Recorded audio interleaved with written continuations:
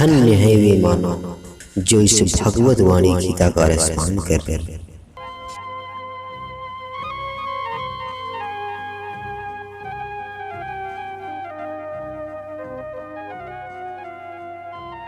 संसार के सभी प्राणियों को मेरा नमस्कार।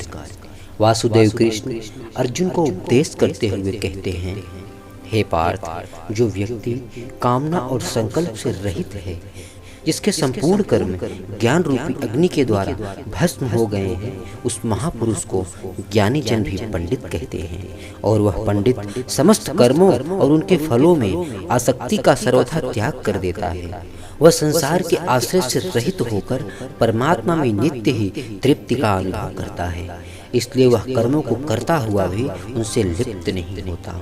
हे संसार के मनुष्यों, जब मनुष्य विषयों का बार बार चिंतन करता है तो उन विषयों की उसे बार बार याद आती है, और उन अच्छे बुरे विचारों का बुद्धि में प्रकट होना ही संकल्प कहा जाता है। और ये विषय पदार्थ हमारे लिए अच्छे नहीं हैं, हानिकारक हैं, ऐसी बुद्धि का होना विकल्प कहा जाता है। जब ऐसे संकल्प और विकल्प बुद्धि में होते हैं, तब विकल्प मिटकर केवल संकल्प रह जाता है, और उन पदार्थों को प्राप्त करने की जो इच्छा है वह कामना कहलाती है। हे संसार के मनुष्यों, कर्म योग से सिद्ध हुए महापुरुष संकल्प और कामना, वे इन दोनों से ही रहित होते हैं। उनमें ना कामनाओं का संकल्प रहता है और ना ही संकल्पों का कार्य कामना ही रहती है।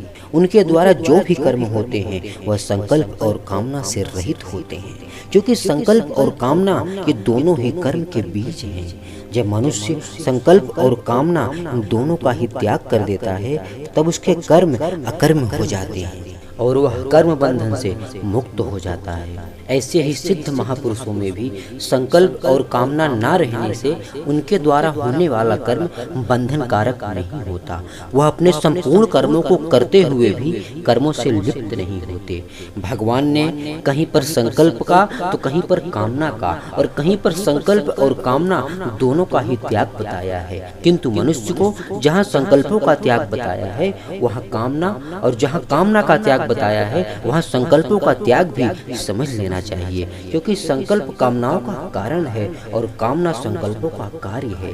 इसीलिए साधक को संकल्प और कामनाओं का त्याग कर देना चाहिए। हे संसार के मनुष्यों, जैसे कमल का पत्ता जल में ही उत्पन्न होकर जल में रहते हुए भी जल से लिप्त नहीं होता, ऐसे ही कर्म योगी मनुष्य शरीर में ही उत्पन्न होकर इस कर्ममय जगत में रहकर भी कर्म करते हुए कर्मों से लिप्त नहीं होता। और हे मनुष्यों, कर्मों से लिप्त न होना कोई साधारण बात नहीं है, क्योंकि भगवान ने ऐसे कर्म योगी को मनुष्यों में बुद्धिमान कहा है। वह ज्ञानियों का भी ज्ञानी और पंडितों का भी पंडित है। वह ज्ञानी कर्म फल की आसक्ति का त्याग करके उसके आश्रय से रहित होकर सदा ही ईश्वर में ही तृप्त रहता है।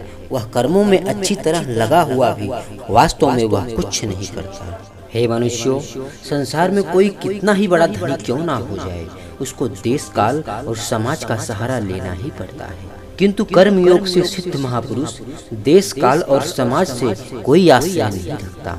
उसे आश्रय मिले या ना मिले उसकी उसे तनिक भी परवाह नहीं होती, इसलिए वह निराश्रय कहलाता है। क्योंकि आत्मा परमात्मा का सनातन अंश होने से सत स्वरूप है और सत का कभी अभाव नहीं होता, किंतु जब वह असत्य के साथ अपना संबंध मान लेता है तब उसे अपने में अभाव और कमी का अनुभव होता है, और उस कमी की पूर्ति के लिए वह सांसारिक वस्तुओं की इच्छा करता है, और उन इच्छित वस्तुओं के मिलने से एक तृप्ति होती है, किंतु वह तृप्ति ठहरती नहीं, क्योंकि संसार की प्रत्येक वस्तु और परिस्थिति प्रतिक्षण अभाव की ओर जा रही है। इसलिए उसके आश्रित रहने वाला सुख अस्थायी कैसे रह सकता है। सत्य पदार्थ का सुख असत्य से हो ही नहीं सकता। इसलिए जीव जब तक सांसारिक पदार्थों के पीछे भागता रहेगा तब तक उसे स्वतः सिद्ध नित्य तृप्ति का अनुभव नहीं होगा। इसी कारण कर्मयोग से सिद्ध महापुरुष संसार के आश्रय से सर्वथा रहित होता है, उसे स्वतः सिद्ध नित्य तृप्ति का अनुभव हो जाता है। इसलिए वह कर्मयोगी ज्ञानियों का ज्ञानी और पंडितों का पंडित कहा जाता है। जय श्री राधे।